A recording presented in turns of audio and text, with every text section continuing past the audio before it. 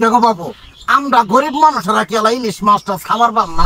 ইলিশ মাছটা নিয়ে তোমরা আবার শুরু করলা? চাচা, ইলিশ মাছটা নিয়ে একটু ঝামেলা চলতেছে। কি আর ঝামেলা চলবো গো বাবু? হ্যাঁ, ঝামেলার জন্য কি কষ্ট করে মানুষজনের আমরা ভোট দিয়া নির্বাচন করে পার করে দেই? এই ঝামেলা কি দেশটা মরতো না আর শেষ হবো না? তোমরা ওই দিক দিয়ে দুনিয়ার মানুষ খালি ঝামেলা করা, মরণ হয় গরিব মানুষে করে। জানো বাবু, আজকে কত দিন ধরে ইলিশ মাছ খাবার পাই না। এই যখন আমি জুয়ে নাছিলাম তখনকার ছোট ছোট পোলা বান্ডিরা আমি ইলিশ মাছ কিনা খাওয়া বের পাইছি। তারপরে পোলাপার কত দিন তোনে কইতাছে আব্বা ইলিশ মাছ কিনে নিয়ে আয়। আমি খালি পোলাপানের যাই মিথ্যা কথা কই যে বাজারে ইলিশ মাছ উঠে না, বাজারে কোনো ইলিশ মাছ নাই। ইল্লে কয়ে কয়ে দিন কাটাইতাছি। কবে যে শেষমেশ ইলিশ মাছ খাইছিলাম আমার খেয়াল নাই। ইলিশ মাছের স্বাদটা যে বাবু কি বাহা, এটাই এখন আর আমি কবারই পাম না। আমি মনে হাসে গেছি গে কোসে দেখি আমরা গরিব মানুষ কি আর ইলিশ মাছ খাবার পাম না কোনো দিন। কাকু আবার দরকারি কথা কইছেন, আমারও মনে নাই ইলিশ মাছের স্বাদটা যে কি বাহা। এই কবে ইলিশ মাছ খাইছিলাম, এখন আর ইলিশ মাছ কিনা তো দূরের কথা।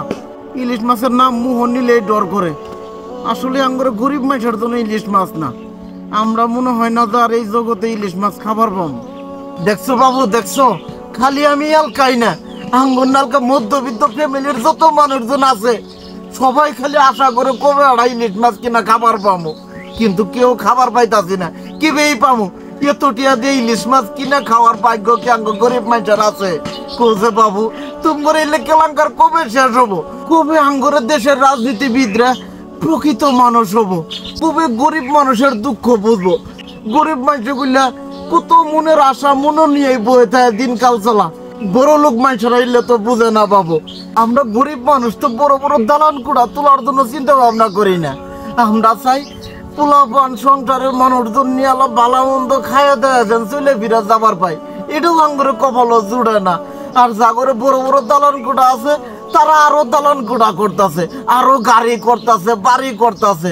আসলে বাবু ওরা মানুষ হবো কবে কো?